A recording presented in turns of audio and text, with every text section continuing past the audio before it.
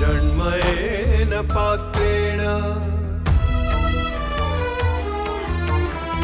सत्यस्य पिहितं मुखम् तत्त्वं पूषन्नपावृणु सत्यधर्माय दिष्टये सत्यधर्माय दिष्टये सत्यधर्माय दिष्टये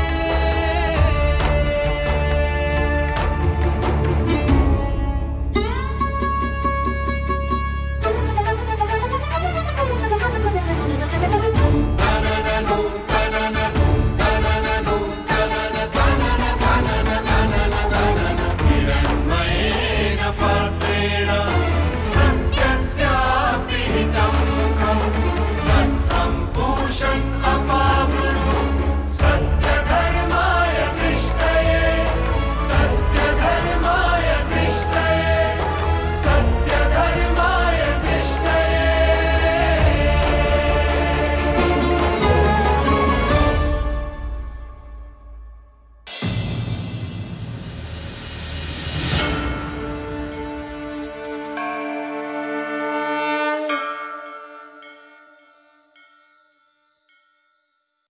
एतगं हवावनतपति किमहगुं साधुना करवम् किमहं पापमकरवमिति स एवं विद्वानेते आत्मानं स्पृणुते. ತೈತ್ತರೀಯ ಉಪನಿಷತ್ತಿನ ಘೋಷವಾಗಿದೆ. ನಾನು ಸರಿಯಾದ್ದನ್ನ ಏಕೆ ಮಾಡಲಿಲ್ಲ? ನಾನು ಪಾಪ ಏಕೆ ಮಾಡಿದೆ? ಈ ರೀತಿಯ ವಿಚಾರ ಅವನನ್ನ ಎಂದಿಗೂ ಉದ್ವಿಗ್ನಗೊಳಿಸುವುದಿಲ್ಲ.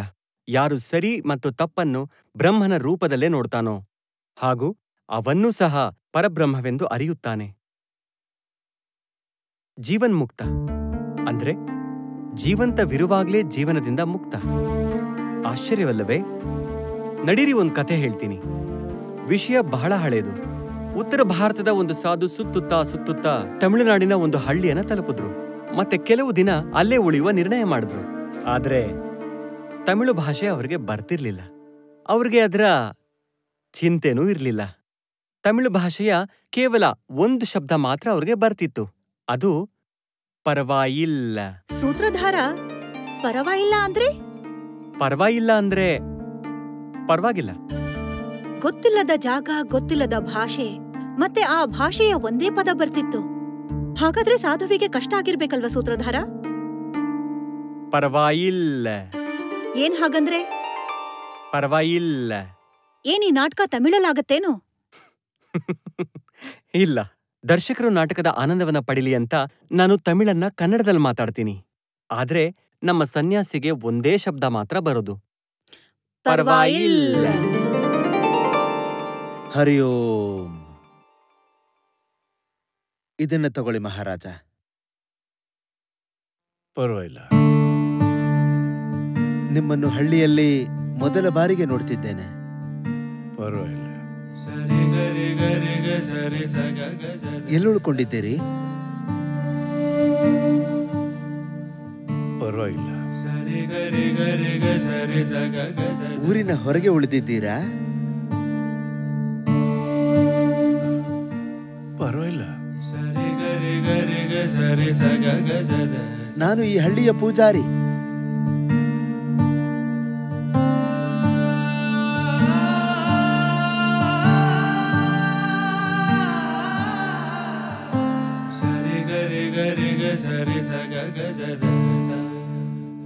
ಪರವಾಗಿಲ್ಲ. ಮತ್ತೇನಾದರೂ ಬೇಕಾದರೆ ಕೇಳಿ.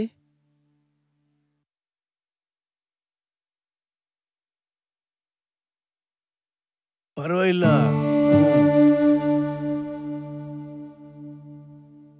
ನಿಮ್ಗೆ ಅರ್ಥ ಆಗ್ತಾ ಇದೆ ಅಲ್ವಾ?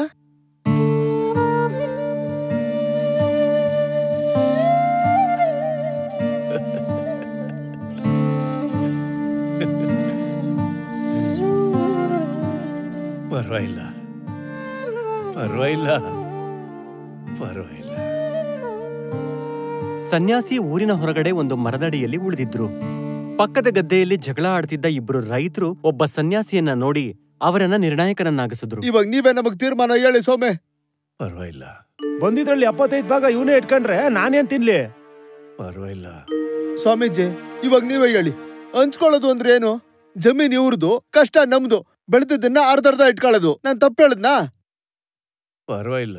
ನಾನೇಲಿಲ್ಲ ಅಂತಂದೆ, ಆದ್ರೆ ಇವನು ಹೇಳ್ತಾವನೆ 5 ಕ್ವಿಂಟಲ್ ಬೆಳೆ ಆಗೈತೆ ಅಂತ. ನಾನ್ ಹೇಳ್ತಾ ಇದ್ದೀನಿ 2 ಕ್ವಿಂಟಲ್ ಆಗದೆ ಅಂತ. ಹಂಗಾದ್ರೆ ಅವ್ನಿಗೆ 1 ಕ್ವಿಂಟಲ್ ಸಿಗ್ಬೇಕು. ಪರವಾಗಿಲ್ಲ ಪರವಾಗಿಲ್ಲ ಹಂಗಂದ್ರೆ ಏನ್ ಸೋಮೆ? ಇವನ್ಗೂ ಪರವಾಗಿಲ್ಲ, ನನಗೂ ಪರವಾಗಿಲ್ಲ. ನೀನ್ ಸ್ವಾಮಿನೋ ಇಲ್ಲ ಕಳ್ಳನೋ? ಪರವಾಗಿಲ್ಲ ಸ್ವಾಮಿ ನಾನ್ ಹೇಳ್ತಾ ಇವನಿ ಇವ್ನು ಮೋಸ ಮಾಡ್ತಾವನೆ. ಪರವಾಗಿಲ್ಲ. ನಾನು ಹೇಳ್ತಾ ಇದ್ದೀನಿ, ನಾನು ಯಾವ ತರದ್ ಮೋಸನೂ ಮಾಡಿಲ್ಲ. ಏನ್ ಸೋಮೆ? ಪರವಾಗಿಲ್ಲ. ಏನ್ ಪರವಾಗಿಲ್ಲ? ಪರವಾಗಿಲ್ಲ. ಏನೇನು ಹುಚ್ಚಾನ? ಪರವಾಗಿಲ್ಲ. ಯಾವ ಊರ್ ನಿಂದು?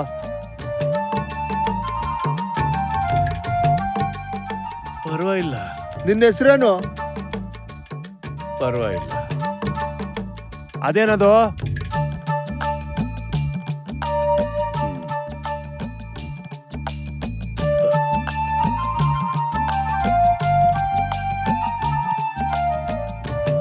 ಪರವಾಗಿಲ್ಲ. ಇದೇನಿದು? ಪರವಾಗಿಲ್ಲ. ನೀನೊಬ್ಬ ಮೂರ್ಖ. ಪರವಾಗಿಲ್ಲ. ಅರೆ ಸ್ವಾಮೀಜಿಗ ಕಷ್ಟ ಕೊಡ್ತಿದ್ದೀರಾ? ಈ ಸ್ವಾಮಿ ಏನ್ ಕಳೆದ್ರು ಪರವಾಗಿಲ್ಲ ಅಂತಾರ.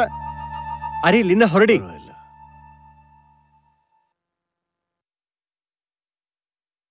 ಪರವಾಗಿಲ್ಲ. ನಮಸ್ಕಾರ ಸ್ವಾಮೀಜಿ. ಪರವಾಗಿಲ್ಲ.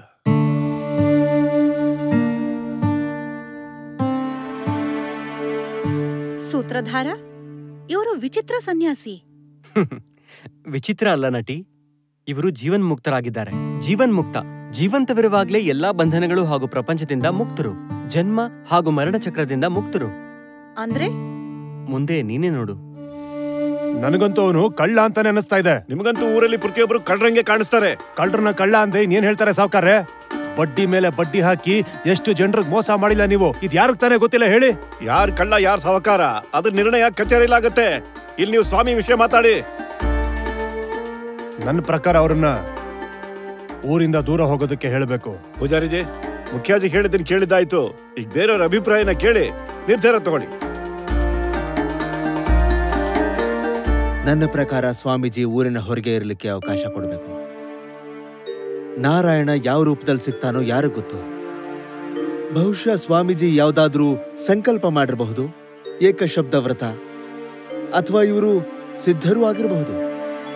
ಹಳ್ಳಿ ಜನರು ನಿಧಾನವಾಗಿ ಸನ್ಯಾಸಿಯನ್ನ ಪರವಾಗಿಲ್ಲ ಸ್ವಾಮಿ ಅಂತ ಕರೆದ್ರು. ಅಕ್ಕಪಕ್ಕದ ಹಳ್ಳಿಗಳಲ್ಲೂ ಅವರ ಕೀರ್ತಿ ಪಸರಿಸ್ತು. ಯಾರಾದ್ರೂ ಭಿಕ್ಷೆ ನೀಡಿದ್ರೆ ಪರವಾಗಿಲ್ಲ, ಮಕ್ಕಳು ಕಷ್ಟ ಕೊಟ್ರು ಪರವಾಗಿಲ್ಲ. ಸ್ವಾಮೀಜಿ, ಪರವಾಗಿಲ್ಲ. ಹಲವಾರು ವರ್ಷಗಳಿಂದ ಹಳ್ಳಿಯ ಮುಖ್ಯನ ಮೇಲೆ ಮೊಕದ್ದಮೆ ಹೂಡಿದ್ದೇನೆ. ಆದ್ರೆ ಇಂದಿನ ತನಕ ಸಫಲತೆ ಸಿಕ್ಕಿಲ್ಲ. ನೀವು ನನಗೆ ಆಶೀರ್ವಾದ ಮಾಡಿ. ಈ ಬಾರಿ ನನ್ನ ಮೊಕದ್ದಮೆ ಗೆದ್ದು ಬಿಡಬೇಕು. ಪರವಾಗಿಲ್ಲ. ಆಶೀರ್ವಾದ, ಆಶೀರ್ವಾದ. ಪರವಾಗಿಲ್ಲ.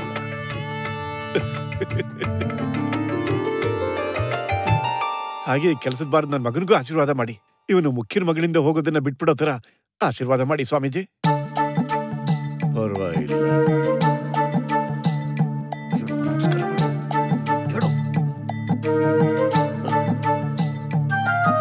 ಪರವಾಗಿಲ್ಲ.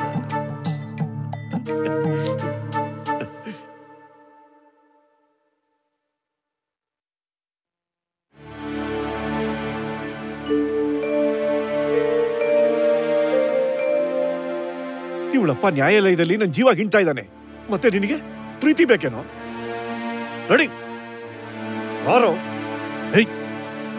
ಸ್ವಾಮೀಜಿ ಮುಂದೆ ಆದ್ರೂ ಸ್ವಲ್ಪ ನಾಚಿಕೆ ಇರ್ಲಿ. ಪರವಾಗಿಲ್ಲ. ಸ್ವಾಮಿ, ನನಗ್ ಬೇಕಾಗಿರೋದೇನು ಅಂದ್ರೆ ನನ್ನ ಮಗಳ ಮದುವೆ ಯಾವ್ದಾದ್ರೂ ಒಳ್ಳೆ ಮನೆಯಲ್ಲಾಗ್ಲಿ ಅಂತ. ಆದ್ರೆ ಇವಳು ಆ ಸಾಹುಕಾರನ ಕೆಲ್ಸಕ್ಕೆ ಬಾರದ ಮಗನ್ ಜೊತೆ ಪ್ರೀತಿ ಮಾಡ್ತಿದ್ದಾಳೆ. ಇವಳಿಗೆ ಆಶೀರ್ವಾದ ಮಾಡಿ ಸ್ವಾಮಿ. ಆ ಕೆಲಸಕ್ಕೆ ಬಾರ್ದವನ್ನ ಮರೆಯೋ ಹಾಗೆ ಮಾಡಿ. ಇವಳಿಗೆ ಒಳ್ಳೆ ವರ ಸಿಗೋ ಹಾಗೆ ಮಾಡಿ. ಪರವಾಗಿಲ್ಲ. ಸರಿ ಸ ಗ ಗ ಸ ದ ಸ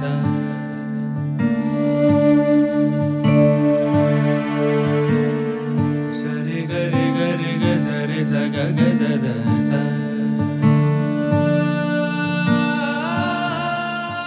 ಪರವಾಗಿಲ್ಲ. ಸೂತ್ರಧಾರ, ಪರ್ವಾಯಿಲ್ ಸ್ವಾಮಿಯ ಆಶೀರ್ವಾದದ ಪರಿಣಾಮ ಏನಾದ್ರೂ ಆಯ್ತಾ? ಪರವಾಗಿಲ್ಲ ಸ್ವಾಮಿಗೆ ಜೈ. ಪರವಾಗಿಲ್ಲ ಸ್ವಾಮಿಗೆ ಜೈ. ಪರವಾಗಿಲ್ಲ ಸ್ವಾಮಿಗೆ ಜೈ. ಪರವಾಗಿಲ್ಲ ಮಗನೇ, ಹಾಕು ಬೇಗ. ಪರವಾಗಿಲ್ಲ ಪರವಾಗಿಲ್ಲ ಸ್ವಾಮಿ, ಪರವಾಗಿಲ್ಲ. ತಾವು ಮಹಾನ್ ಸ್ವಾಮಿ, ನೀವು ದೇವರು ಸ್ವಾಮಿ. ನಿಮ್ಮ ಆಶೀರ್ವಾದದಿಂದ ವರ್ಷಗಳ ಮೊಕದ್ದಮೆ ಗೆದ್ಬಿಟ್ಟೆ ನಾನು. ಪರವಾಗಿಲ್ಲ, ನೀವು ಚಮತ್ಕಾರ ಮಾಡ್ಬಿಟ್ರಿ ಸ್ವಾಮಿ, ನೀವು ಚಮತ್ಕಾರ ಮಾಡ್ಬಿಟ್ರಿ.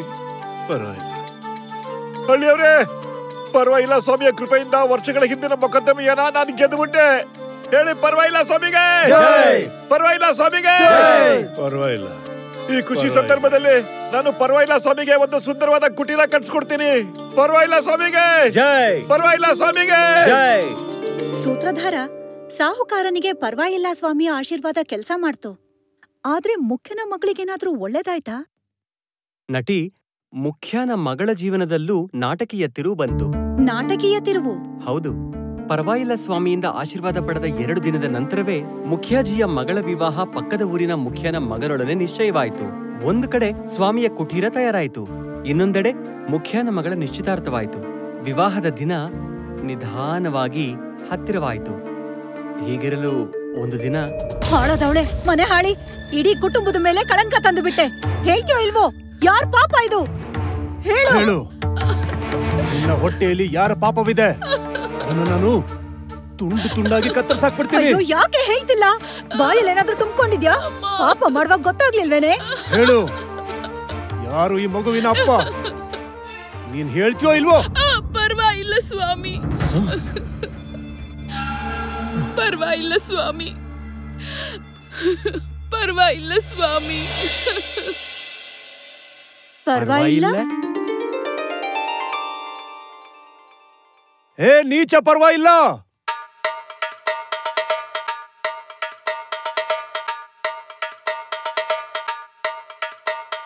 ಪರವಾಗಿಲ್ಲ. ಹೊರಗಡೆ ಬಾ. ಪರ್ವಾಗಿಲ್ಲ ಸ್ವಾಮಿ, ಹೊರಗಡೆ ಬಾ. ಹಳ್ಳಿ ಹೆಣ್ಮಕ್ಳನ್ನ ಹಾಳು ಮಾಡ್ತೀಯಾ? ಬಾ ಹೊರಗಡೆ, ಹೊರಗಡೆ ಬಾರೋ. ನೀಚ, ನನ್ನ ಮಗಳ ಬದುಕನ್ನ ಹಾಳು ಮಾಡ್ಲಿಕ್ಕೆ ನಿನಗೆ ನಾಚಿಕೆ ಆಗ್ಲಿಲ್ವಾ? ಪರವಾಗಿಲ್ಲ. ಏನೋ ಪರ್ವಾಗಿಲ್ಲ, ಹೊಡೀರಿ ಇವನನ್ನ. ಕೇಳೋ, ಪರ್ವಾಗಿಲ್ಲ.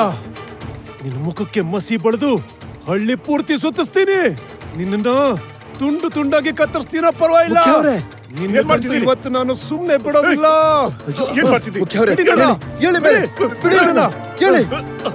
ಅವನ ಮುಖಕ್ಕೆ ಮಸಿ ಬಳಿಬೇಕು. ಏನ್ ಮಾಡ್ತಾ ಇದ್ದೀರಾ ನೀವು? ಹೊಡೀರಿ ಆ ನೀಚ. ಪರ್ವಾಗಿಲ್ಲ. ನಿನ್ಗೆ ಅಲ್ಲ, ಮುಂದೇನಾಗುತ್ತೆ ಅಂತ ಯೋಚಿಸಿದ್ದೀರಾ? ನಿನ್ನ ಮಗಳಿಗೆ ಏನಾಗುತ್ತೆ? ಯಾರಿನ್ನೂ ಹುಟ್ಟಿಲ್ವೋ ಅವ್ರಿಗೇನಾಗುತ್ತೆ? ಹಾಗಾದ್ರೆ ಈ ನೀಚ ಪರ್ವಾಗಿಲ್ಲನಾ ನನ್ನ ಅಳಿಯ ಅಂತ ಒಪ್ಕೋಬೇಕಾ ನಾನು? ಆದ್ರೆ ಇನ್ನೇನು ಮಾಡೋ ಹಾಗಿಲ್ವಲ್ಲ. ಇದಾವ ಪದ್ಧತಿ ಮಾಡಕ್ ಹೊರಟಿದ್ದೀರಿ ಪೂಜಾರಿಜಿ?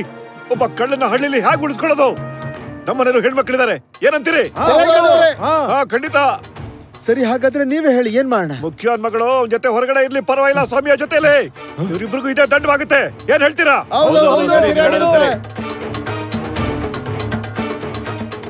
ಈಗ ನೀವೇ ಹೇಳಿ ಸ್ವಾಮೀಜಿ.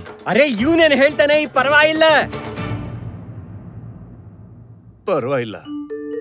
ಆಮೇಲೆ ಏನಾಯ್ತು ಸೂತ್ರಧಾರ? ಪರ್ವಾಗಿಲ್ಲ ಸ್ವಾಮಿ ಹಾಗೂ ಮುಖ್ಯನ ಮಗಳು ಹಳ್ಳಿಯ ಹೊರಗೆ ಗುಡಿಸಲಲ್ಲಿ ವಾಸ ಮಾಡತೊಡಗಿದ್ರು.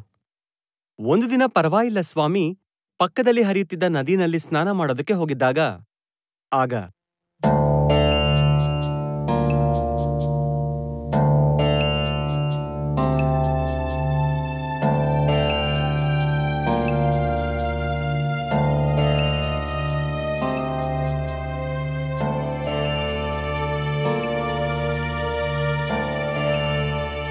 ಕಮಲ,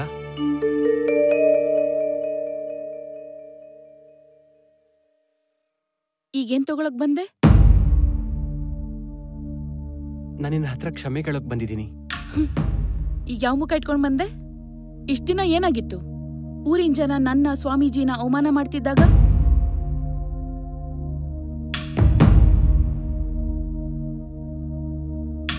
ಕಮಲ, ನನಗ್ ಬಹಳ ನಾಚಿಕೆ ಆಗ್ತಿದೆ. ನಾನು ಹೆದರ್ಕೊಂಡಿದ್ದೆ. ನಿನಗಂತೂ ಗೊತ್ತೇ ಇದೆ, ನಿನ್ನ ನನ್ನ ಪಿತನಿಗೆ ಹಿಂದಿನಿಂದ ಜಗಳ ಇದೆ.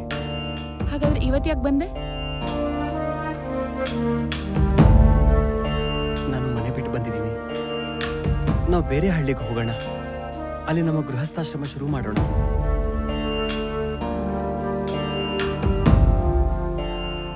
ಈಗ ನಾನು ಎಲ್ಲಿಗೂ ಬರಲ್ಲ. ಪೂರ್ತಿ ಹಳ್ಳಿನೇ ಮಾತಾಡ್ಕೊತಿದೆ. ಸ್ವಾಮಿನೇ ನನ್ನ ಹೊಟ್ಟೆಲ್ ಬೆಳಿತಿರೋ ಮಗು ತಂದೆ ಅಂತ.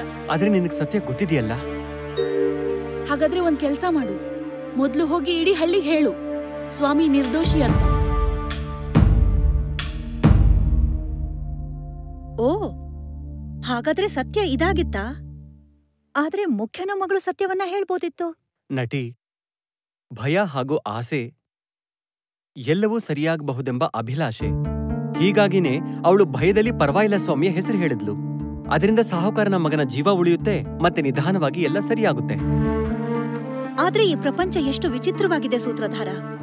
ಸ್ವಲ್ಪ ಹೊತ್ತಿಗೆ ಮುಂಚೆ ಯಾರಿಗ್ ಜೈಕಾರ ಹಾಕ್ತಾ ಇದ್ರೋ ಅವರನ್ನೇ ಕೊಲ್ಲೋದಕ್ ಹೊರಟಿದ್ರು. ಈ ಪರಿವರ್ತನೀಯ ಪ್ರಪಂಚವನ್ನೇ ಸತ್ಯವೆಂದು ತಿಳಿಯುವ ಪರಿವರ್ತನೀಯ ಜನರಿದ್ದಾರೆ ನಟಿ. ಅವರು ಯಾವುದಿಲ್ಲವೋ ಅದನ್ನೇ ಸತ್ಯವೆಂದು ತಿಳಿತಾರೆ. ಆದ್ರೆ ಪರ್ವಾಗಿಲ್ಲ ಸ್ವಾಮಿ ವಿರೋಧ ಮಾಡ್ಬೇಕಾಗಿತ್ತು. ಏಟ್ ತಿಂತಿದ್ರು ಸಹ ಪರ್ವಾಗಿಲ್ಲ ಅಂತಾನೆ ಇದ್ರು. ಇದೇ ಜೀವನ್ಮುಕ್ತಿಯಾಗಿದೆ ನಟಿ. ಜೀವನ್ಮುಕ್ತನು ತನ್ನ ಅಕ್ಕಪಕ್ಕದಲ್ಲಿ ಆಗುತ್ತಿರುವ ಘಟನೆಗಳಿಂದ ಅಪ್ರಭಾವಿತನಾಗಿರ್ತಾನೆ. ಜೀವನ್ಮುಕ್ತ ಎಚ್ಚರವಾಗಿರುವ ವ್ಯಕ್ತಿ ಅಹಂಕಾರ ಹಾಗೂ ಅದರ ವ್ಯವಹಾರದ ಪ್ರತಿ ಉದಾಸೀನನಾಗಿರ್ತಾನೆ. ವ್ಯಕ್ತಿಯ ಮಿಥ್ಯಾ ಅಹಂಕಾರ ಮಿಥ್ಯಾ ಸಂಸಾರದೊಡನೆ ವ್ಯವಹಾರ ಮಾಡುತ್ತೆ. ಆದ್ರೆ ಯಾರು ಸ್ವಯಂ ಬ್ರಹ್ಮನಾಗಿದ್ದಾನೋ ಅವನ ಜೊತೆ ಮಿಥ್ಯಾ ಅಹಂಕಾರ ಹಾಗೂ ಮಿಥ್ಯಾ ಸಂಸಾರ ಯಾವ ವ್ಯವಹಾರ ಮಾಡಬಲ್ಲದು? ಹಾಗಾದ್ರೆ ಮುಂದೇನಾಯ್ತು ಸೂತ್ರಧಾರ?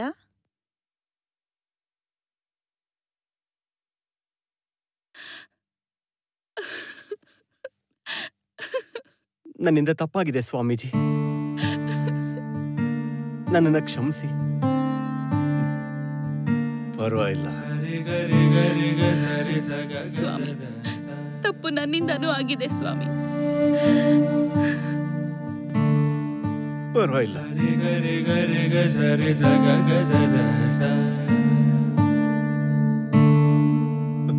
ಪರವಾಗಿಲ್ಲ. ಸೂತ್ರಧಾರ, ಸ್ವಾಮಿಯೊಡನೆ ಯಾಕೆ ಈ ರೀತಿ ಆಯ್ತು? ಇದು ಸ್ವಾಮಿಯ ಪ್ರಾರಬ್ಧ ಕರ್ಮವಾಗಿದೆ ನಟಿ. ಆದಿಶಂಕರಾಚಾರ್ಯರು ವಿವೇಕ ಚೂಡಾಮಣಿಯಲ್ಲಿ ಬರೆದಿದ್ದಾರೆ. ಯಾವ ಕರ್ಮವನ್ನ ಜ್ಞಾನೋದಯಕ್ಕೆ ಮುಂಚೆಯೇ ಮಾಡಲಾಗಿತ್ತೋ ಶರೀರ ಅದನ್ನು ಹಿಡಿದಿರುತ್ತೆ. ಆ ಕರ್ಮಫಲವನ್ನು ಅನುಭವಿಸದೇ ಹೊರತು ಈ ಶರೀರಕ್ಕೆ ಮುಕ್ತಿ ಸಿಗಲ್ಲ. ಇಲ್ಲಿ ಕರ್ಮದ ವಿಷಯ ಹೇಗ್ ಬಂತು ಸೂತ್ರಧಾರ? ನಟಿ, ಪ್ರತಿಯೊಬ್ಬನ ಜೀವನದಲ್ಲಿ 3 ಪ್ರಕಾರದ ಕರ್ಮವಿರುತ್ತೆ: ಸಂಚಿತ ಕರ್ಮ, ಪ್ರಾರಬ್ಧ ಕರ್ಮ ಹಾಗೂ ಆಗಾಮಿ ಕರ್ಮ. ವ್ಯಕ್ತಿಯು ಯಾವ ಕರ್ಮವನ್ನು ಮಾಡಿಬಿಟ್ಟಿರ್ತಾನೋ ಅದರ ಫಲಗಳ ಸಂಗ್ರಹವನ್ನು ಸಂಚಿತ ಕರ್ಮ ಅಂತೀವಿ. ಭೂತದಲ್ಲಿ ಮಾಡಲಾದ ಕರ್ಮ, ಅದು ಈಗ ಫಲವನ್ನು ನೀಡಲು ಆರಂಭಿಸಿದೆಯೋ ಅದನ್ನ ಪ್ರಾರಬ್ಧ ಕರ್ಮ ಅಂತೀವಿ. ಮತ್ತೆ ವರ್ತಮಾನದಲ್ಲಿ ನಾವು ಏನೇನು ಕಾರ್ಯವನ್ನ ಮಾಡ್ತೀವೋ ಅದರ ಫಲ ನಮಗೆ ಭವಿಷ್ಯದಲ್ಲಿ ಸಿಗುತ್ತೋ ಅದನ್ನ ಆಗಾಮಿ ಕರ್ಮ ಅಂತ ಕರಿತೀವಿ. ಆದ್ರೆ ವ್ಯಕ್ತಿಗೆ ಯಾವಾಗ ಬ್ರಹ್ಮನ ಅನುಭವ ಆಗುತ್ತೋ ಆಗ ಸಂಚಿತ ಹಾಗೂ ಆಗಾಮಿ ಕರ್ಮ ಅವನಿಗೆ ಸಮಾಪ್ತವಾಗುತ್ತೆ. ಮತ್ತೆ ಪ್ರಾರಬ್ಧ ಕರ್ಮವನ್ನ ಅವನು ಭೋಗಿಸ್ಲೇಬೇಕು, ಅವನು ಜ್ಞಾನಿಯೇ ಆಗಿದ್ರು ಕೂಡ. ಇಲ್ಲ, ಯಾಕಂದ್ರೆ ಜ್ಞಾನಿ ವ್ಯಕ್ತಿ ಅಥವಾ ಜೀವನ್ಮುಕ್ತ ಪ್ರಾಪಂಚಿಕ ಏರುಪೇರುಗಳು, ದುಃಖ, ನೋವು, ಮಾನ, ಅಪಮಾನ ಇತ್ಯಾದಿಗಳೊಂದಿಗೆ ನಿರ್ಲಿಪ್ತನಾಗಿರ್ತಾನೆ. ಹೀಗಾಗಿ ಪ್ರಾರಬ್ಧ ಕರ್ಮ ಅವನಿಗೆ ಯಾವ ಅರ್ಥನೂ ಇರೋದಿಲ್ಲ. ಅವನು ಅವುಗಳನ್ನ ಮನ, ಬುದ್ಧಿ ಹಾಗೂ ಇಂದ್ರಿಯಗಳ ಅನುಭವವೆಂದು ತಿಳಿತಾನೆ, ತನ್ನದೆಂದೂ ಅಲ್ಲ. ಕಥೆಯಲ್ಲಿ ಮುಂದೇನಾಯ್ತು ಸೂತ್ರಧಾರ? ಸ್ವಾಮಿಗಳು ನಿರ್ದೋಷಿಗಳೆಂದು ಖುಷಿಯಾಗುತ್ತಿದೆ, ಆದರೆ ದುಃಖನೂ ಆಗ್ತಾ ಇದೆ. ನಿಮ್ಮಿಬ್ಬರ ಕಾರಣದಿಂದಾಗಿ ಒಬ್ಬ ನಿರ್ದೋಷಿ ಹಾಗೂ ಮಹಾನ್ ವ್ಯಕ್ತಿಯ ಮೇಲೆ ನಾವು ಲಾಂಛನ ಹಾಕಿದ್ವಿ. ಮುಖ್ಯ ಅವರೇ, ನಿಮ್ಮಿಬ್ಬರ ಜಗಳದಿಂದಾಗಿ ಒಂದ್ ಕಡೆ ನಿಮ್ಮ ಮಕ್ಕಳು ಕಠಿಣ ಸಮಯನ ಅನುಭವಿಸ್ತಾ ಇದ್ದಾರೆ, ಇನ್ನೊಂದು ಕಡೆ ಒಬ್ಬ ಸನ್ಯಾಸಿ ಅಪಮಾನ ಮತ್ತು ಬಹಿಷ್ಕಾರದ ಜೀವನ ನಡೆಸ್ತಾ ಇದ್ದಾರೆ. ಈಗ ನಿಮ್ಮ ಮಕ್ಕಳನ್ನ ಕ್ಷಮಿಸಿ, ಆದ್ರೆ ಅದಕ್ಕೂ ಮುಂಚೆ ಪೂರ್ತಿ ಹಳ್ಳಿಯ ಜೊತೆಯಲ್ಲಿ ಹೋಗಿ ಸ್ವಾಮಿಯವ್ರ ಹತ್ರ ಕ್ಷಮೆ ಕೇಳಿ. ಪರವಾಗಿಲ್ಲ.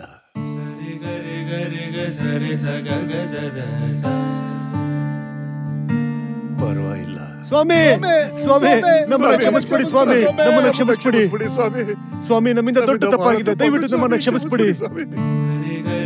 ಪರವಾಗಿಲ್ಲ. ಪರವಾಗಿಲ್ಲ. ನಂತರ ಅದೇ ಆಯ್ತು, ಯಾವಾಗ್ಲೂ ಆಗೋದೆ. ಮುಖ್ಯನ ಮಗಳು ಹಾಗೂ ಸಾಹುಕಾರನ ಮಗನ ಮದುವೆ ಆಗೇ ಹೋಯ್ತು. ಇಬ್ಬರಿಗೂ ಮದ್ವೆ ಆಯ್ತು.